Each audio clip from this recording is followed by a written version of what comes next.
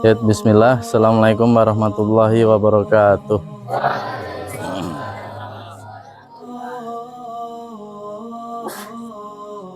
Alhamdulillah wassalatu wassalam ala rasulillah amma ba'd. Kaifa halukum ayya syabab? Kaifa asbahtum? Ya, alhamdulillah pada kesempatan kali ini kita masih bisa berkumpul kembali ya. Tentu di acara di kegiatan kita Morning Spirit ini yang tujuannya emang membangkitkan semangat antum kembali sebelum antum memulai KBM, kegiatan setelahnya. Jadi, di sini Ana ingin menyampaikan juga menjadi evaluasi terkait apa yang Ana sering dapati di kelas ya. Nah, sebelumnya perlu antum ketahui bahwasanya seorang penuntut ilmu itu memiliki musuh yang besar ya. Benar nggak? Apa itu musuh yang besar itu? Bukan gurunya intinya ya. Bahaya kalau gurunya yang dianggap musuh. Nah, lihat musuh antum, musuh kita semua, seorang penuntut ilmu itu adalah kemalasan. Ya, kemalasan itu musuh kita, seorang penuntut ilmu. Kalau namanya musuh, gak mungkin kita kasih makan biar semakin besar atau kita pelihara. Harusnya apa? Dilawan, kita bunuh kemalasan itu, kita berantas, kita habisi. Seperti itu kalau musuh. Nah, bukan teman, musuh kita ya, harus kita lawan. Jangan sampai kita pelihara. Dampaknya apa? Ketika musuh kita pelihara, kita manjakan, itu akan membunuh kita sendiri, membuat kehancuran.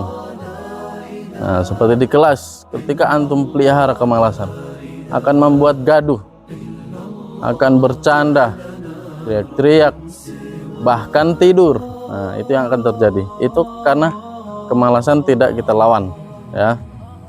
Nah, disebutkan dalam hadis apa? Ihris ala ma yanfa'uk wasta'in billah wala ta'jiz atau ta'jaz.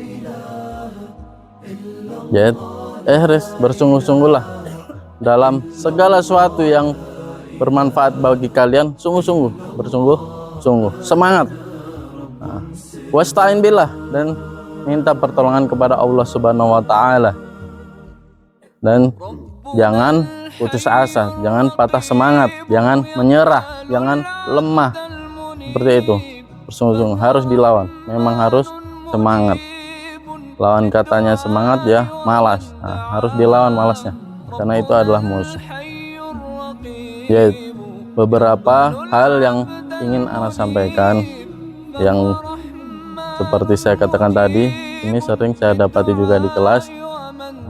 Ini beberapa hal yang mau saya sampaikan ini, ketika antum tinggalkan, antum abaikan, itu akan merusak apa? Keberkahan antum dalam menuntut ilmu, akan menghilangkan mudahnya menuntut ilmu. Nah, kemudahan di diri antum itu akan hilang ketika antum abaikan beberapa hal ini ya. Yang harusnya pelajarannya mudah antum pahami, pelajaran mudah, antum jadi susah memahaminya, nggak masuk-masuk. Karena apa? Antum tinggalkan 3 hal ini. Yang pertama apa? Taat kepada guru. Nah, ini penting, taat kepada guru. Ketika antum memiliki guru di kelas, antum harus taat. Seorang santri atau murid penuntut ilmu wajib taat kepada gurunya. Hubungan seorang guru dengan murid, dengan santri, itu seperti halnya dokter dengan dokter ya, dokter dengan pasien. Nah, seorang dokter yang mengobati pasiennya, begitu juga guru yang mengobati muridnya. Dari apa? Kebodohan, dari akhlak yang buruk ya, dari akhlak yang buruk. Ketika pasien sedang sakit ingin sembuh, dia harus taat mengikuti aturan dokter, harus mendengarkan arahan dokter dan menjalankannya. Begitu juga seorang penuntut ilmu, santri, itu juga harus taat kepada gurunya. Ketika gurunya memerintahkan ini, menyampaikan ini, taati, laksanakan. Gurunya nyuruh nih baca hiwar 20 kali di kamar, nah misalkan, baca, laksanakan. Perhatikan ketika dijelaskan di kelas, ya perhatikan, jangan tidur, nah gitu, taati. Nah, ketika antum tinggalkan taat kepada guru, antum sudah apa? Membuat keberkahan dan kemudahan untuk menuntut ilmu itu hilang dari diri antum sendiri. Iya, bagaimana mungkin seorang penuntut ilmu pengen paham pelajaran yang mudah, ketika dia nggak mau mendengarkan, dia nggak bakal paham meskipun itu mudah. Nah, benar nggak? Itu yang pertama.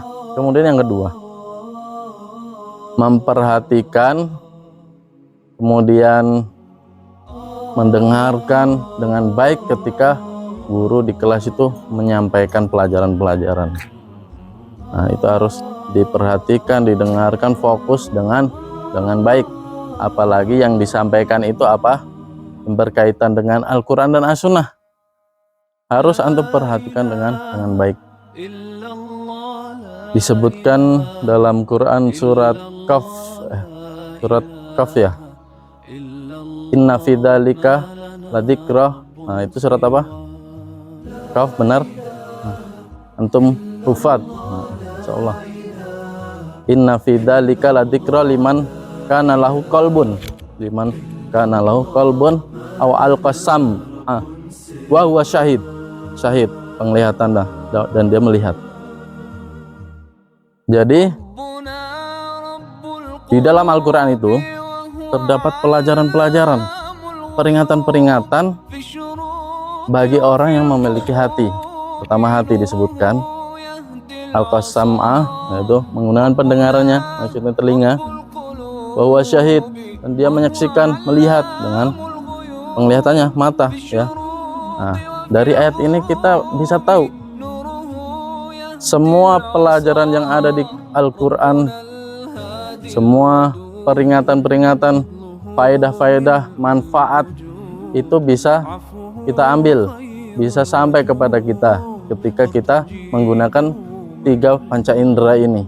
Apa? Yang pertama, qalbun, hati. Kemudian pendengaran, telinga. Kemudian apa? Mata. Maksudnya gimana? Antum gunakan hati antum untuk fokus ketika di kelas. Penglihatan ya untuk memperhatikan, pendengaran untuk mendengarkan. Ketika antum gunakan 3 ini, maka pelajaran yang disampaikan akan masuk ke dalam hati. Antum bisa ambil manfaatnya secara mudah, yaitu jadi keberkahan untuk antum sendiri ya.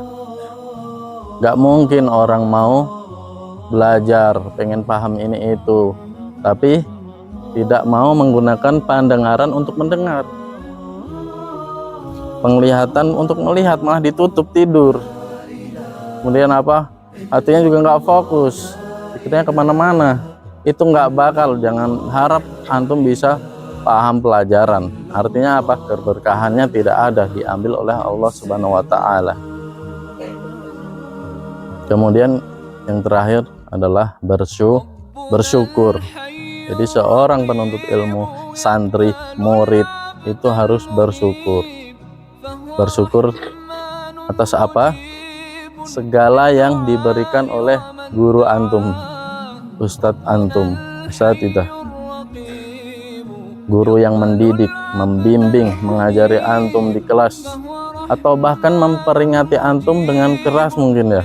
Tidur, bangun, berdiri sampai istirahat. Nah, itu antum harus syukuri. Itu sebenarnya nikmat yang Allah berikan, nikmat dari Allah Subhanahu wa Ta'ala. Bayangkan ketika guru melihat murid tertidur ketika menyampaikan, menjelaskan di kelas, biarin tidur, nggak ditegur, nggak disuruh berdiri biar ngantuknya hilang. atau bercanda biarin. Hasilnya apa? Antum nggak paham pelajaran, hak-hak antum yang harus dapatkan itu dari ilmu-ilmu dari guru antum nggak tersampaikan kepada antum. Pada akhirnya antum tidak sembuh dari kebodohan, dari akhlak yang buruk, antum tidak sembuh dari penyakit tersebut, ya. Dan di akhirat atau pada akhirnya antum tersesat.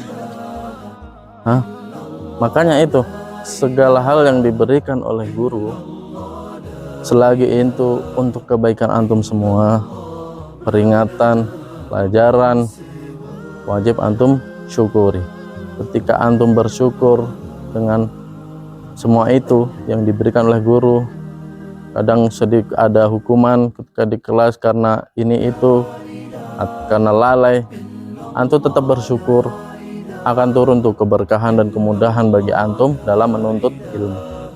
Jadi itu 3 perkara yang ingin ana sampaikan. Semoga yang ketiga ini bisa antum pahami semua, bisa diterapkan nanti.